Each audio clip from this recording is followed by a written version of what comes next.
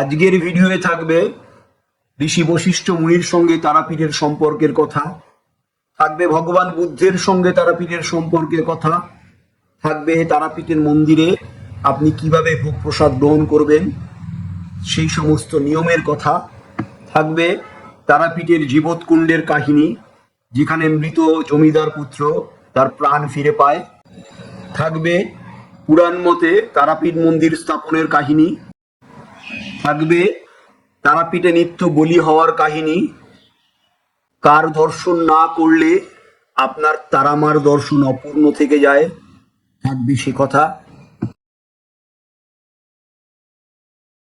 আর অবশ্যই থাকবে তারামার সান্ধ্যকালীন আরতির কিছু মুহূর্ত। তাই অনুরোধ রইল ভিডিওটি শেষ পর্যন্ত দেখার।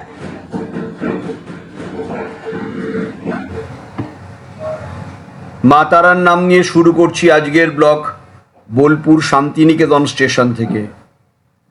নমস্কার বন্ধুরা, শুভ সকাল। আজ 9ই অক্টোবর বৃহস্পতিবার। ঘড়িতে এখন সময় সকাল 9:49 আর আমি নিয়ে চলে এলাম আপনাদের চ্যানেল আমার চ্যানেল ঘুরতে যাওয়ার গল্প। যে ট্রেনটা করে আমরা এখন বোলপুর শান্তিনিকেতন স্টেশন ছেড়ে বেরিয়ে যাচ্ছি সেটা 13173 আপ শিয়ালদা সাবরুম কাঞ্চনজঙ্ঘা এক্সপ্রেস। আনুমানিক 7:30 নাগাদ আমরা এই ট্রেনে দক্ষিণেশ্বর স্টেশন থেকে উঠেছিলাম। তারপর বর্ধমান ক্রস করে এখন বোলপুর শান্তিনিকেতন ক্রস করে আমরা বেরিয়ে যাচ্ছি। আমরা যাব রামপুরহাট স্টেশন। সেখানের শিডিউল টাইম ছিল 10:23, কিন্তু আমি নিশ্চিত ওই সময়ের মধ্যে ট্রেনটা রামপুরহাট স্টেশনে পৌঁছাতে পারবে না।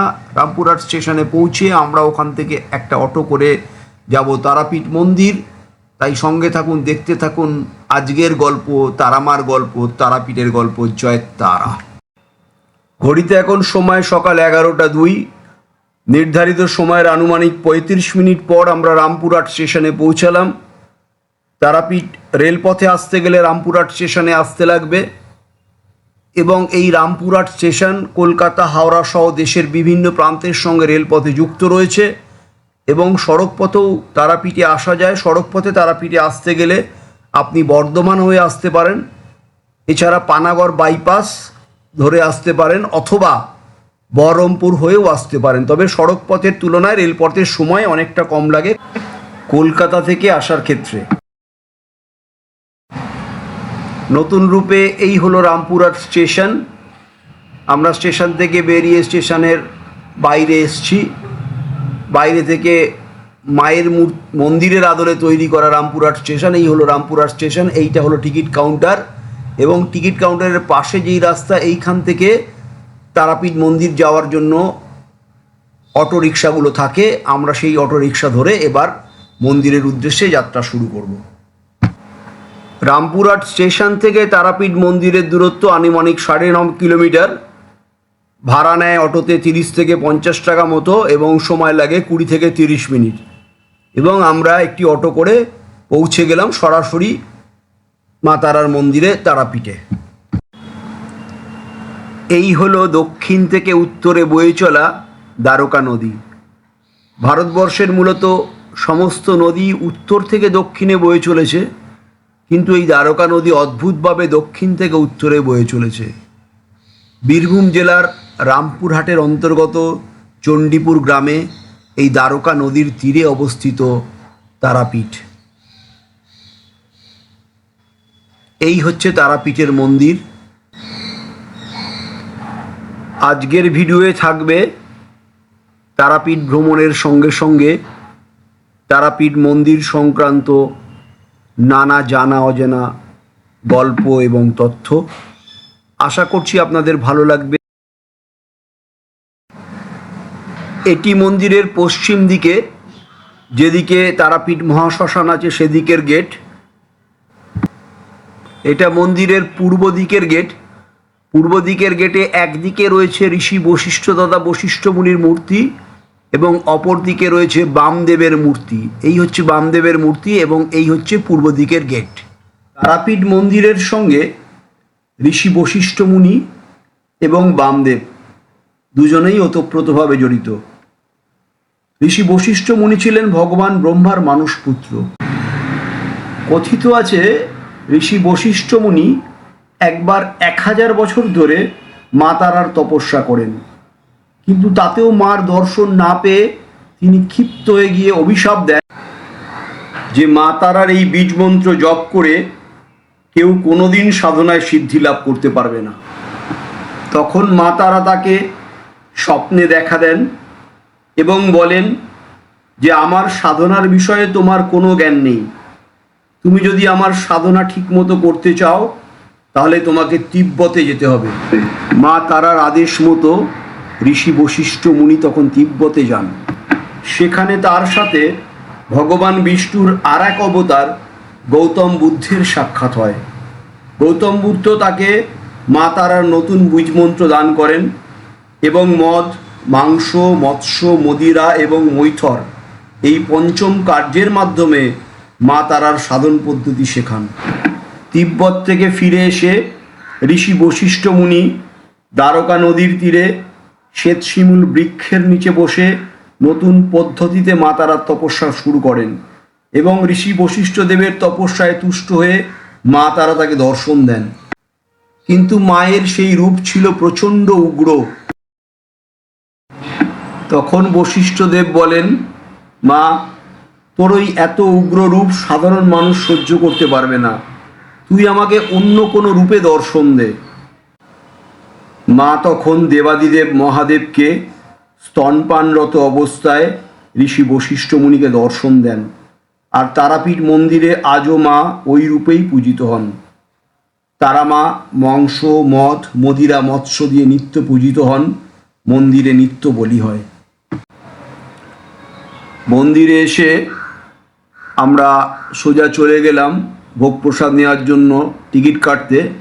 এখানে 70 টাকা জন প্রতি টিকিট দেওয়া হয় এবং সেই টিকিট নিয়ে আমরা চলে গেলাম সোজা ভোগ ঘরে ভোগ প্রসাদ গ্রহণ করার জন্য। আমাদের সঙ্গে এখানে পরিচয় হলো সুধীর মহারাজের। তিনি অযোধ্যা থেকে এসছেন, আজকেই এসছেন। আমরা একই অটোয় তারাপীঠে এলাম। তারপর আমরা এখানে খাবারের জন্য কুপন কেটেছি, উনিও কেটেছেন এখানে। আমরা একসঙ্গে মায়ের ভোগ প্রসাদ গ্রহণ করব। তারাপীঠে বহুবার এসছি, কখনো ভোগ প্রসাদ নেওয়া হয়নি। সুধীর মহারাজ আজ पहली बार आया है, प्रथमबार এসছেন। प्रथमबार ही उन्हें मायर भोग प्रसाद पावर से भेंट हुआ। ये मेरा भी सौभाग्य है कि आप जैसे हम लोगों को भी सौभाग्य है, इनसे भेंट हुआ और माता जी का प्रसाद मिलेगा। और आज তিনি এখান থেকে রাত্রে ট্রেনে চলে যাবেন কামাখ্যা। ওখানে 5 দিন থাকবেন। উনি ওখানে কথা শোনাবেন, ওখানে ওনার ভক্তরা আছে। জয় মাতাজি, জয় বলো জয় মাতাজি। তারা আমার মন্দিরে সবার সঙ্গে বসে ভোগ প্রসাদ গ্রহণ করলাম। এক অদ্ভুত তৃপ্তি। আপনি যদি ভোগ প্রসাদ গ্রহণ করতে চান তাহলে একটার মধ্যে মন্দিরে চলে আসুন, মূল্যে অথবা বিনামূল্যে সবই ব্যবস্থা রয়েছে। এক অদ্ভুত তৃপ্তি লাভ করবেন। মায়ের ভোগ গ্রহণ করা, সবার সঙ্গে বসা সত্যি সৌভাগ্যের ব্যাপার। পরের দিন সকাল সকাল স্নান করে মন্দিরে চলে এলাম পুজো দেওয়ার জন্য। প্রচুর পুণ্যার্থীরা আজকে মন্দিরে এসছেন পুজো দেওয়ার জন্য। এখানে দেবী চতুর্ভুজা, মুন্ডমালিনী, রক্তলোলুপা। মায়ের প্রতিকৃতির নিচে গোলাকার বেদির উপর তার রূপার পদযুগল রাখা আছে। মা এখানে উগ্র রূপে পূজিত হন। তারা হলেন দশম মহাবিদ্যার দ্বিতীয় মহাবিদ্যা।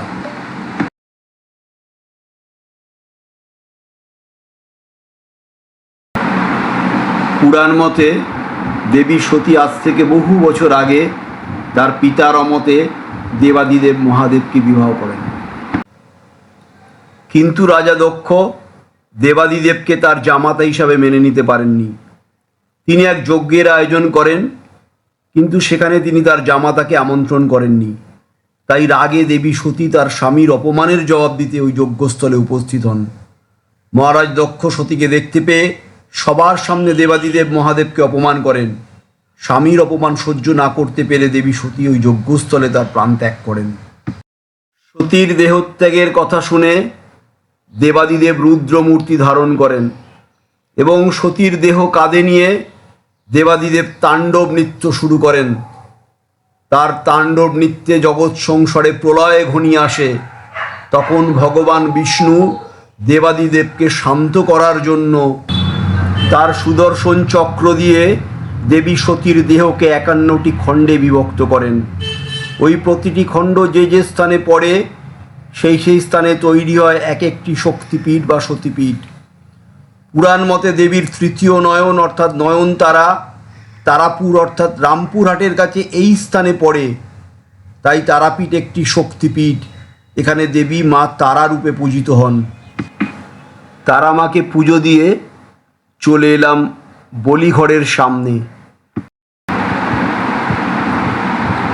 এই হলো বলিঘর। এখানে নিত্য পশু বলি সহ ফলমূল ইত্যাদি যাবতীয় বলি হয়। আপনার নাম? আমার নাম ব্রজগোপাল কর্মকার। আপনি এখানে বলি দেন? হ্যাঁ, আর কত বছর ধরে আপনি এই বলি দিচ্ছেন? 1990 সাল থেকে। 1990, তার মানে প্রায় 25-35 বছর। তাহলে তো আপনি কয়েক লক্ষ বেশি বোধহয় বলি দিয়েছেন। হ্যাঁ, আজকে সকাল থেকে কটা বলি হয়েছে? 6টা। সারাদিনে মোটামুটি কতগুলো বলি হয়? ও ঠিক নাই, একটাও হতে পারে, আমার 10টাও হতে পারে, 20টাও হতে পারে। আর কালী পুজো, কৌশিকী এবং কালী পুজোয় বেশি বলি হয় না। কৌশিকী আমাদের বেশি কৌশিকী অমাবস্যায় বলি হয় বেশি। অপন্তি বলি হয়। হ্যাঁ, অপন্তি বলি হয়। হ্যাঁ, অপন্তি বলি হয়। আর আপনি বলি দেন কোনটা দিয়ে? এই তো এই খাড়া আছে, আরো খাড়া আছে। এইটা একটু তুলে দেখান একটুখানি, এটা একটুখানি একটু তুলে ধরেন একটুখানি। ওই যাবে না যেরকম ভাবে ধরেন।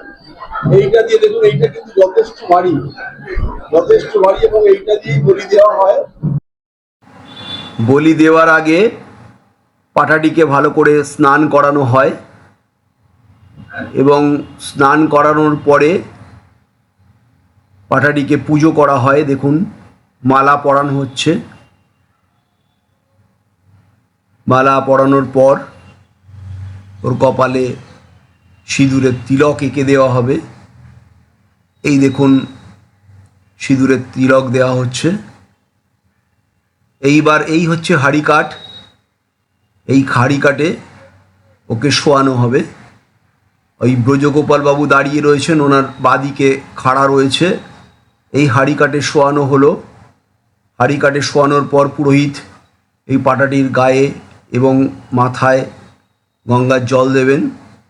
এই ব্রজগোপাল বাবু রয়েছেন বলি দেওয়ার জন্য। জয় মা! বলিঘরের পেছন দিকে এই হচ্ছে জীবিতকুণ্ডু, যেখানে মোমবাতি এবং ধূপকাঠি জ্বালানোর জায়গা রয়েছে। তার পাশে রয়েছে এই জীবিতকুণ্ডু, যার সংস্কারের কাজ এখন চলছে। এই জীবিতকুণ্ডু নিয়েও নানা কাহিনী প্রচলিত রয়েছে। কথিত আছে জয় দত্ত নামে এক বণিক এই দ্বারকা নদ দিয়ে বহু ধনসম্পদ নিয়ে যাচ্ছিলেন, কিন্তু পথে তার পুত্রের মৃত্যু হয়। দুঃখে কাতর পিতা নদীর তীরে নৌকা নোঙর করে বসেছিলেন। এমন সময় একটি মেয়ে এসে তাকে জিজ্ঞাসা করেন, তোমার নৌকায় কি আছে? তিনি রেগে গিয়ে বলেন, আমার নৌকায় ছাই আছে। মেয়েটি চলে যায়। কিছুক্ষণ পরে জয়দত্ত ফিরে গিয়ে দেখেন তার সমস্ত ধনসম্পদ পুড়ে ছাই হয়ে গেছে। অপরদিকে জয়দত্তের ক্ষুধার্ত মাঝিরা খাবারের আয়োজন করতে বসেন। তাদের সঙ্গে থাকা কিছু মৃত শোল মাছ তাদের পাশের কুণ্ডের জলের সংস্পর্শে আসতে অদ্ভুতভাবে জীবিত হয়ে যায়। এই ঘটনার কথা জয়দত্ত জানতে জয়দত্ত তার পুত্রকে এই কুণ্ডের জলে স্নান করাতে সেও জীবন লাভ করে। তখন জয়দত্ত বুঝতে পারেন সবই তারা মায়ের লীলা। মা তাকে স্বপ্নে দর্শন দেন এবং আদেশ দেন, দ্বারকা নদীর তীরে শ্বেত শিমুল বৃক্ষের নিচে ঋষি বশিষ্ঠের স্থাপন করা মূর্তি আছে, সেই মূর্তি কোনো মন্দিরে স্থাপন করতে। নির্মিত হয় মায়ের মন্দির। আর এই সেই জীবিতকুণ্ড, যেটা এখনও তারাপীঠ মন্দিরের পাশে বিদ্যমান। পুরাণ মতে দেবী তারাকে নিয়ে প্রচলিত আছে যে সমুদ্র মন্থনের সময় আগত বিষ দেবাদিদেব মহাদেব পান করেন, কিন্তু এর ফলে তার কণ্ঠ জ্বলতে শুরু করে তখন মা তারা নিজের স্তন তাকে পান করিয়ে মহাদেবকে এই জ্বালা থেকে মুক্তি দেন। তারাপীঠে মা এই রূপেই পূজিত হন। তবে ইতিহাস বলে 1818 সালে এই মন্দিরের স্থাপন করেন মল্লারপুরের জমিদার জগন্নাথ রায় এবং সেই থেকে মা এই মন্দিরে নিত্য পূজিত হন।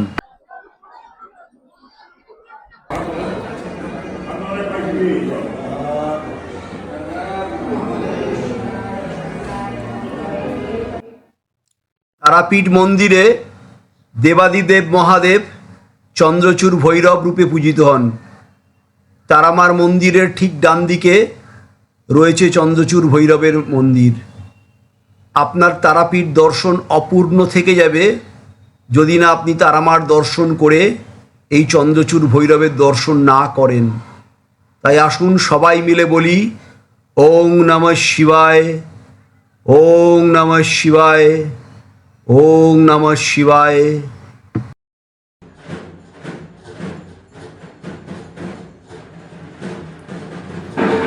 আজকের ভিডিওটা শেষ করব তারামার সন্ধ্যারতি দেখিয়ে।